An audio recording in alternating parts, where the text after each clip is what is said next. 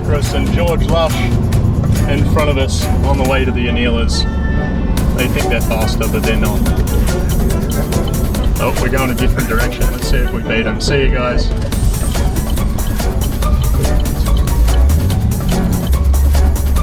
Unfortunately, the rascal has beaten us. All right, rub it in. Welcome to Alchemical Science. I am Jordan Collin, an independent researcher and alchemist, and a student of the inventor and vortex fusion specialist Malcolm Bendall. And welcome back also to our Alpha and Omega ladder series, where we've been exploring different aspects of Malcolm Bendall's Thunderstorm generator and the stepwise atomic fusion or transmutation of the elements, the Alpha and Omega ladder process occurring within the system. In this video, I was lucky enough to tag along for a visit to the local heat treating facilities in Melbourne, Australia, Lush Heat Treatment, with the international heat treating consultant and the managing director of Lush Heat Treatment in the UK, George Lush, along with Michael Akras of Akras Industries. The purpose of the trip was to drop off a small batch of new hemispheres to be annealed, which is the heat treating process which needs to ideally be performed on the Thunderstorm generator Vajra, the stainless steel nested concentric spheres which make up the primary reactor of the system. So this is the part where the carbon becomes oxygen. And this is to essentially de-stress the metal after it's gone through a pressing or spinning process to make the hemispheres. So to quote Michael Akras, it's just time and temperature. But it's not really just that. Annealing metal is truly an alchemist's art that requires serious ovens and serious precision. As a self-proclaimed alchemist, in a little bit of a different way, I find the processes of metal work, though, particularly involving heat or electricity, to be completely fascinating. So I'm really grateful to everyone involved in this video for allowing me to be on the ground and helping to share and educate people about processes that they probably rarely get to get an inside look at unless they're in that particular industry. So if you are interested in how the world works, how metals and elements work, how subtle things interact, and how vortexes and harmonics work, subscribe to Alchemical Science, because the alchemists have returned to work on Thunderstorm generators from their industrial laboratories where they've been hidden in plain sight. And I'll be interviewing all of them and watching them at their work. So come and watch with me. Thank you for all your support so far. Keep up the momentum. Remember to check out all of the links and the resources in the description. Here's the video.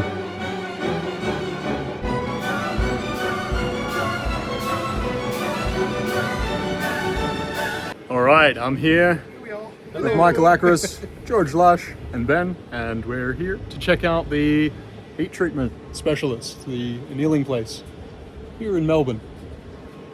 Let's go in and have a look. Safety manager. Yeah, different size, yeah. So the big ones are for the turbines and the big caterpillars. So the 432s are for the little engines.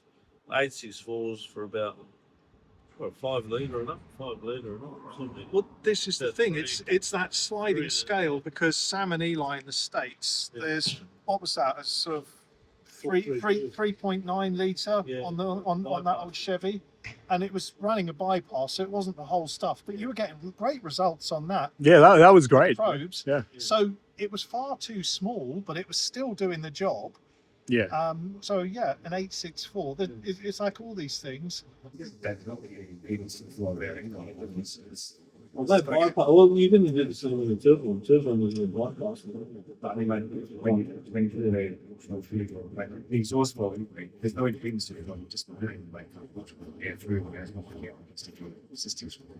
Yeah, it's open-ended, but it's just restricting that outflow. He put a little scoop for into it to draw the gas partially in. He just Frankensteined it in because, can I put one in my wife's truck? Well, yeah, give it a go, see what she does. But it's like all this stuff. The only real true answer is going to come from experimentation. You can blackboard and work it out as much as you like. Run it. Yeah. And then see what she does. Yeah, and then you're going to come across odd results and outcomes that you never even considered. Yeah. Have any of you seen the footage of the rainstorm in London on the big one that runs on the landfill generator? Oh, where it touches the thing and it just starts raining, and each drop of rain implodes, explodes in a little flash of lightning. And he took yes, and perfect little smoke rings of steam, cavitation coming off it. Is this on the big Perkins On one? the You big mean? one, Yeah, yeah. It was he sent me the footage of it. And it's one of those things that, hang on, come again, let me look at that again. Well, no, but a little flash of lightning as this thing was running, tiny little flash. And it's like the is it the mantis shrimp? And it's the fastest striking thing, a pistol shrimp, that's the one.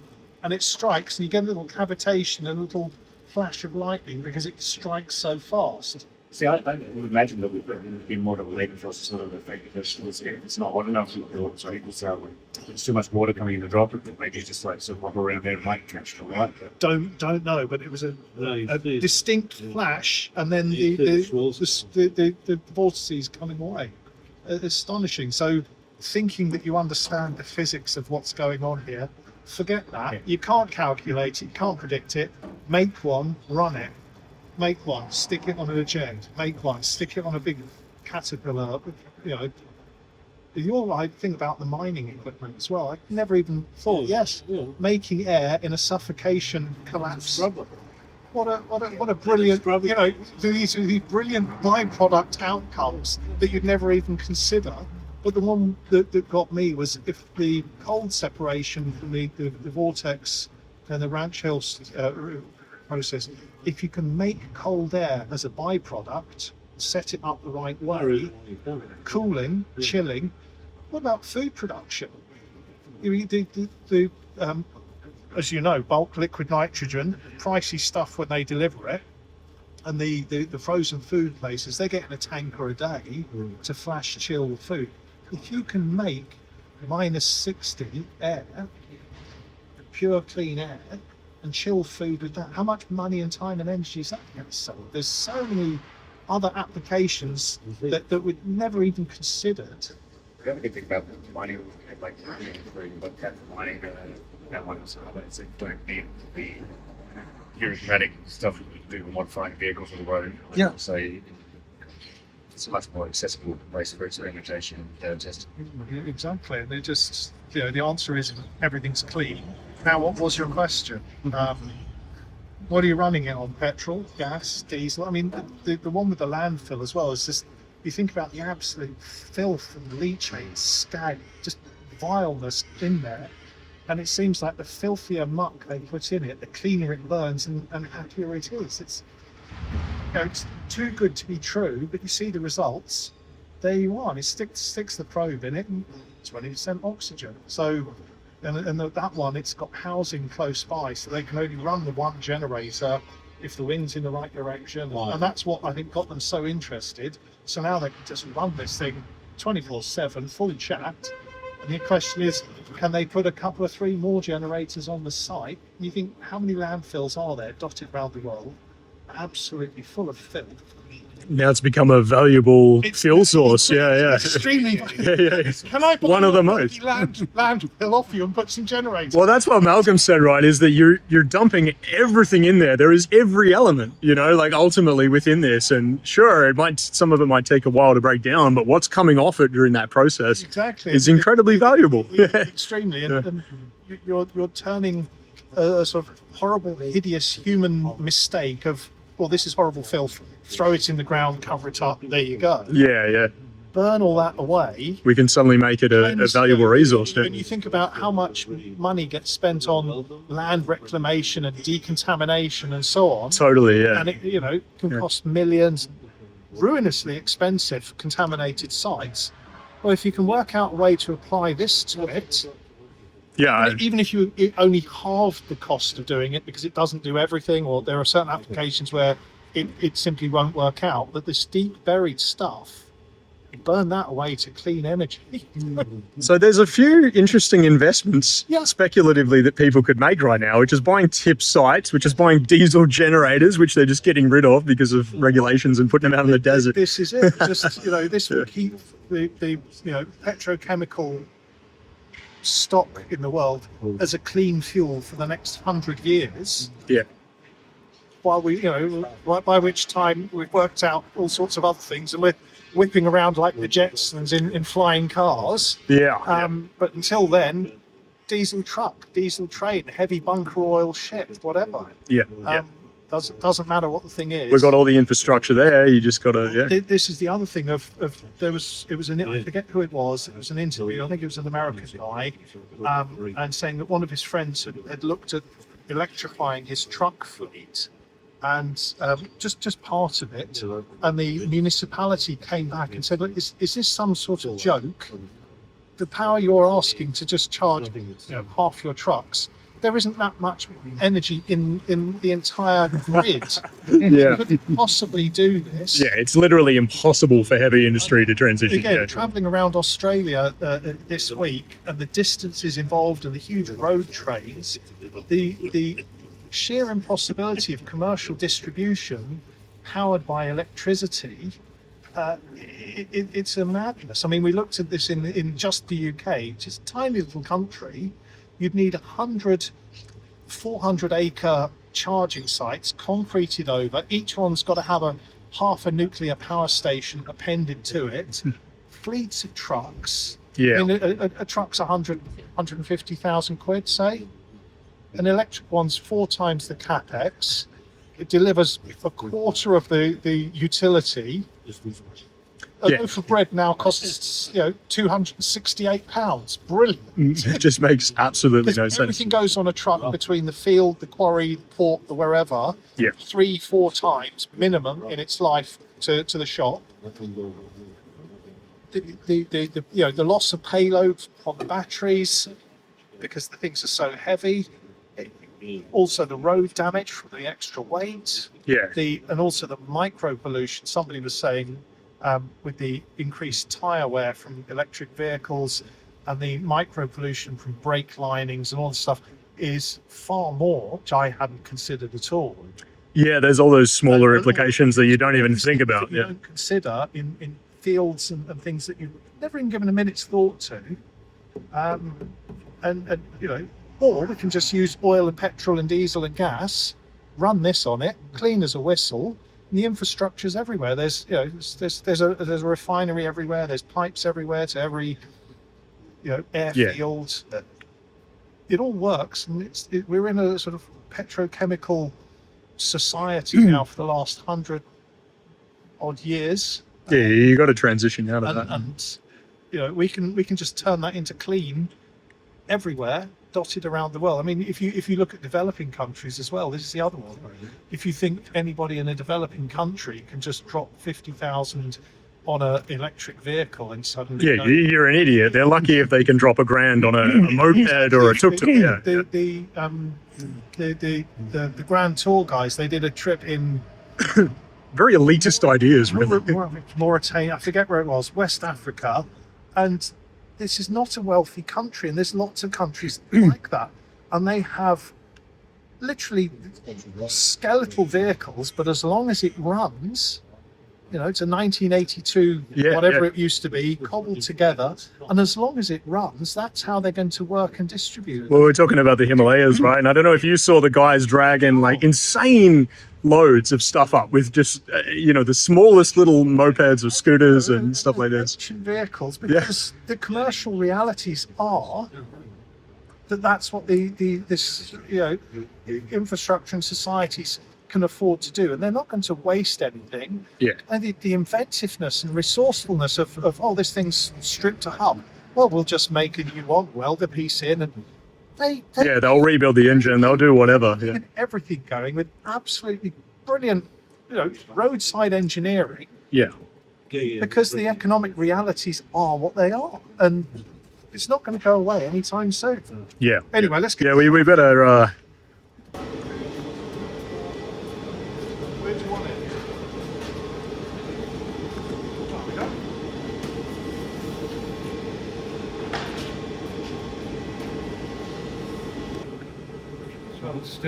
All right, so we're here at the annealers, and we're going to stick one of the units in the annealing oven and have a look at that. How much is it?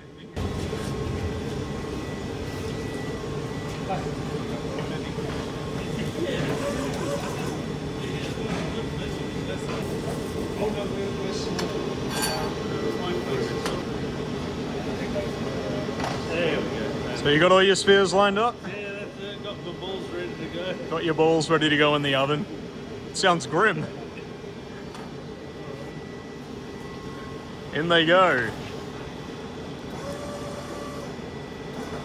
So this heat treating will de-stress the metal, make these units a lot more durable. They get heat treated while they're hemispheres like this, and then the unit gets welded and put together, and then they're heat treated again as a full unit, and there may even be more heat treatments in amongst that. It's a very important part of making the steel de-stressed and more tolerable, so you won't get cracks or issues with the welds or the metal itself. It'll atomically realign itself as it's brought up to the right heat.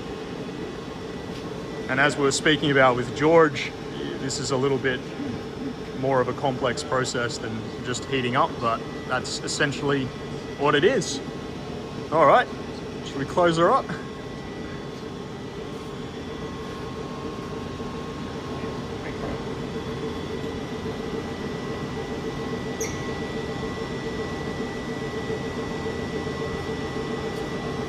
It's the film From Dusk Till Dawn. Haven't seen it, no. George Clooney and Quentin Tarantino are bank robber brothers, and they get across the border by hijacking Harvey Keitel's motorhome, and they're going to meet their connection south of the border at Salma Hayek's biker stripper bar. So it's a road movie, gangster movie, and then it turns into a horror film because the stripper bikers in Mexico are vampires. Naturally. It's a lot, Robert Rodriguez, I think. It's a lot of fun, but it's just when it's turned to midnight and then everybody's getting eaten and there's blood going everywhere. And Clooney says, "Look, right, can we all agree that there's no such thing as vampires? Right, we're all agreed on that. But can we also agree that those are bloody vampires?" Yes. We know the vampires don't exist, but that's them. See, this and is- it's the sort of toxic gas version of that. There's no possible way this can work. We're all agreed on that. But can we also agree that, what does that probe say? 20% oxygen, no carbon monoxide, negligible, all the bad stuff. It's just, can't possibly work, but it does. It is that And scenario, yeah. It's worked. 20 different people's assemblies, all different countries around the world, every test, it turns out the same thing. Can we move past the whole thing that there's no such thing as vampires?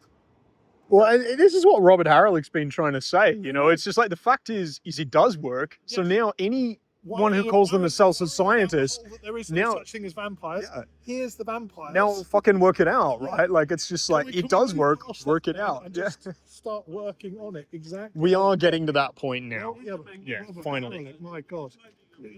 Talk about, that thing of if you're the smartest person in the room, you're in the wrong room. Not a problem I've had in this process at all. So many smart people. I think you were in London that time, because I was near. Yeah. And Kieran. That's right. Oh, yeah, I'll go and get them. That should be fine. Yeah. Come on, no problem. My God, a car ride with him for an hour and a bit. I got bits of brain dripping out of my nose that I can ill afford to lose. What a brain on that. He really is. Something else. He really is, yeah. The way he actually takes the observations Yeah. and turns them into something that fits into normal science is quite incredible. Why was this guy not my physics teacher in school? My God. That's what I said. I might have actually studied physics if he was, so I'm glad he wasn't, in a way. Just impart stuff and then just flip it into the next level of things. Yeah. What a brain, what a bloke. But so many people in this are just beyond brilliant. The ovens here, are they similar size to your ovens? Is that the kind of scale that we're looking at? These fall in the middle. I've got much smaller than this, but I've also got much bigger as well. We're going Okay, yeah, you've got a range. for different things, because a lot of the aerospace is very small components in small batches, but then you get a whole engine casing or a set of turbine blades. Yeah. So we have to be able to accommodate everything. So, that's what we do. Heartbreaking to have a tiddly batch of stuff, but it's got an aircraft grounded, and you have to run a big furnace for it, and it's ruinous. Yeah, so you've really got to have the range. So yeah. we have all sorts, but then small R&D stuff as well, which we do a lot of. Yeah. So it's having a right size furnace for that. But there's nothing insurmountable in the process. It just takes a little application, talk to the right people, and then also to steer it with the right designs for operating it as well. So that'll be the other thing. It can all be done. It can all be got round. Yeah. And of everything that I do, that's the other thing is, if somebody comes out, it does happen. Here's our new jet engine. Here's our new rocket. It's 5%, 10% better performance than the other one that it supersedes. Yeah, brilliant work, guys. Well done. But in terms of evolutionary leap, this is the far and away the most exciting thing. Yeah. It's just there's never been anything like it. What was the last giant leap like this?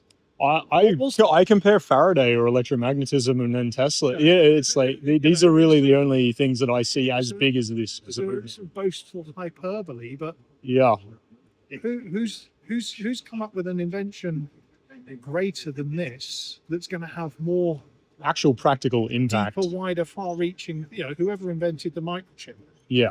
Yeah. There we are, and give it 20, 30, 50 years, there'll be microchips in everything. Yeah. Here we are. Yep. No, I don't think there's much bigger really in terms of practical implications. Yeah. Carl Benz and Daimler and so on. Here's the 1892 little thing. It's call it the diesel engine, and I've invented the petrol engine, and you see where this has gone. Frank Whittle. Props. No, it's not going to do it. I've invented the jet engine.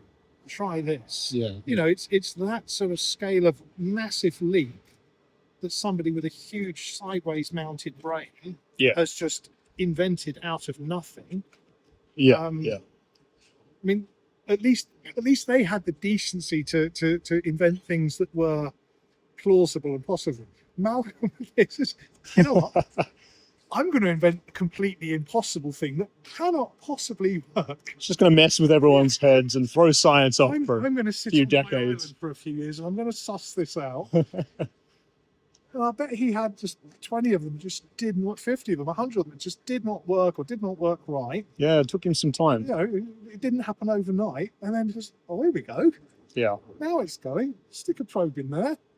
Oh, lovely. Though he has said, like he did work out the theory beforehand where obviously there was experimentation and but he pretty much, as far as I'm aware, put it together first time, put it on, and he knew it would work, and it worked. That's why he has that big cheesy grin when he gets someone. I don't understand. It's just a bit sly. He's a sort of benevolent uncle indulging the slow child who's being brought along, and this is no, come along. Here you are, like this. Listen. Smart ass. No, I'm just still not really getting this. And that's all for this one, folks. Next up, we catch up with Michael Akras and the team at Akras Industries for more updates and an inside look at the other parts of the production process of the Thunderstorm generator Vajra. And this is another really exciting one, and they're going to keep coming. Please keep sharing these videos around on YouTube, social media, and in the real world. Your support is making all the difference right now. Thank you for watching. I'm Jordan Collin, a student of Malcolm Bendall, and this is Alchemical Science. Stay tuned, and I'll see you next time.